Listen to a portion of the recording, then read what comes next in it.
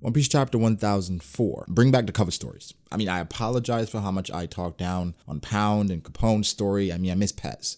Okay, so at this point, bring back the cover stories. The cover art requests are cool, but the cover stories, they expand upon the canon stories, so I much rather those. But of course, we're going to get into One Piece chapter 1004. We're going to do a breakdown today. Guys, if you're here for the first time, make sure to subscribe to the channel for more content like this. We do this damn near every day. Make sure to like the video as well. That would help me out a lot. And without further ado, let's get into the chapter. Okay, so Speed being entrusted is perfect. She's beautiful and has some cachet, so it makes sense for it to be her. Also for Speed, I'm sure there's makeup for her feeling responsible for Tama being kidnapped back then. I don't know if you guys remember that great scene between Speed and Luffy after Tama tamed Speed, but then Speed was escorting Tama back and then Kaido ambushed them and Speed got her ass beat pretty much. But it's good to see Speed back in the story. Oda brought everything full circle. Now, I've been seeing some conversation on social media about the concept of the gifters being terrible. I'm not there in regards to the gifters. I don't hate them as much. I think they're fine. I think they serve a purpose and a role based on Kaido and everything that's been set up, even from Doflamingo, Caesar, and even Vegapunk. I don't think their story has been concluded. And it's clear based on the gifters and how they've been created or formulated, Wano would not be what it is without that concept. And I'm absolutely loving Wano right now, so by default I accept the gifters and conceptually what they are. I mean, gifters, pleasures, all that, I accept it, right? So I'm not there in regards to hating the gifters or that concept. Tama is special, okay? She's a special kid. She consistently goes above and beyond, not only for herself, but also for others. And the connection I think the fan base is having, or the connection to her, is growing. I can speak for myself for sure, and others that have said how much they love Tama and adore Tama. And now I'm starting to want her to join the crew. However, I think she stays in Wano, probably with Kinemon and Tsuru, you know, but it would be cool if she was everywhere with us. That does present almost not a broken ability, because it's not super broken. It only works on Smile users and animals, but an interesting ability. I'm not sure if it will work on the Straw Hats, but you know, something to think about. Gazelle Man is a hilarious callback as he kidnapped Tama from Zoro and Luffy, if you remember back then. It's really cool to see both shots side by side. Growth, one might say, from carrying Tama to now carrying the Dango that Tama creates, right? So Oda knew what he was doing there. The Frankie versus Satsuki fight is a slugfest, as expected, but it feels so One Piece. And for the One Piece readers, you know exactly what I mean, but you gotta take the time to read it and just accept it and embrace it, right? It's Frankie fighting Satsuki, getting held down by not your average foot soldier, as he says. He then requested help from Nami and Usopp, who were screaming for help themselves. Then here comes Tama's army. I mean, It's hilarious stuff, right? Not much for tension in regards to the battle, but these pockets of comedy in serious situations have always been the foundation of One Piece. I'm not gonna denounce it now. The concept of Tama's fruit does have origins with Momotaro, etc., but I want to raise a question, right? Is this considered slavery, what Tama is doing to the animals? I mean, they have to do her bidding, and could this fruit be devastating in the wrong hands, or we don't want to take it there? I mean, something that came to me, I just wanted to present it to you guys, because it's a really interesting thing to think about, right? However, we know Tama would never do something to hurt these people,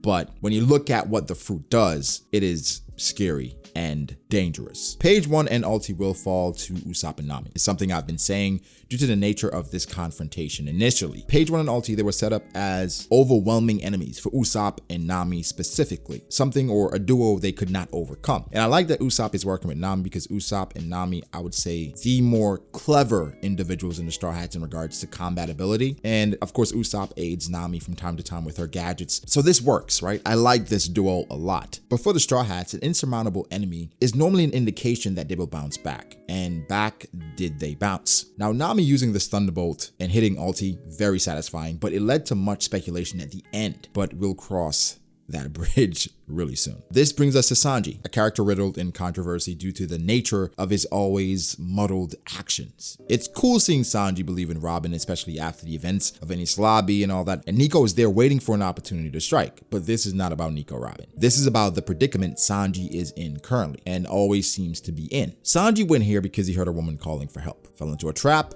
and thus here we are. Sanji does not hit women. No, he did not hit Big Mom. He blocked Big Mom. Oda came out and said it himself. But now, where do we go from here? Well, it deserves its own thing, I think, but this is much ado about nothing. But to be brutally honest about this situation, while it's not having the entire conclusion, it feels redundant and lazy using Sanji in this way yet again. And again, this is not having the entire picture. Now, my guy Janoi reminded us of Oda's stance on Sanji hitting women on Twitter. Follow me on Twitter at BragoDAs. You can follow Janoi as well, right? Specifically him versus Khalifa. We don't see the question, but you can assume this is from, Sanji versus Khalifa. What did it mean, etc. So Oda says, oops, this one's from the same person as the last one. This is a good question though, so I'll answer it. When I drew Sanji versus Khalifa, chapter 403, some people lauded Sanji's stance and some people felt sorry for him. The truth is, I didn't really want to write those lines. Sanji doesn't have a policy of not kicking women. The truth is that he actually can't kick them. He's a very proud man. I think he was really frustrated at that. I think Nami recognized that and chose to praise him for once. It's a scene that I hope will resonate with male readers, but everyone's free to take it as they wish. Also,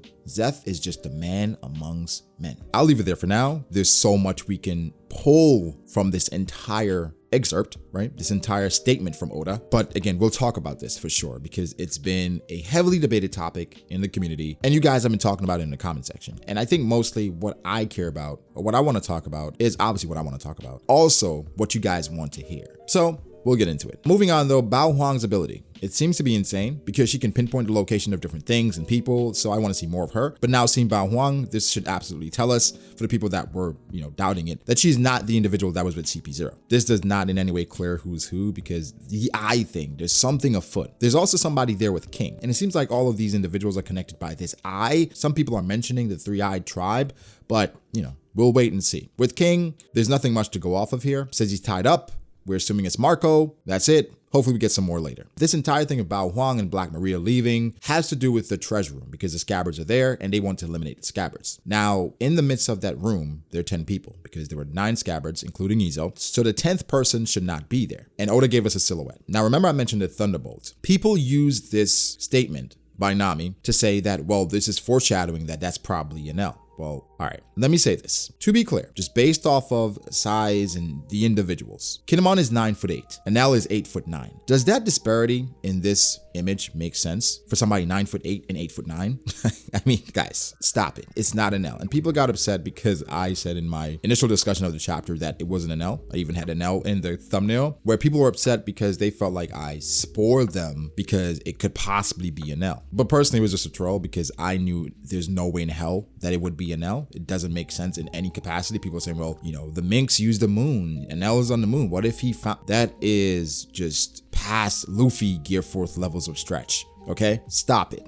In my opinion, it's Toki. But again, we'll discuss the possible individuals and we'll mention Enel again, just to show you guys how ridiculous this sounds, okay? But that's pretty much it. Guys, give me your thoughts. Make sure to like the video if you did. Subscribe to the channel for more content like this. Follow me on Twitter at BragoDAs. Follow me on Instagram at BragoD.Ace. Thank you to my patrons. I appreciate all you guys so much. Guys, not Enel. But yeah, again, leave your thoughts below and I'll catch you guys in the next one. Peace.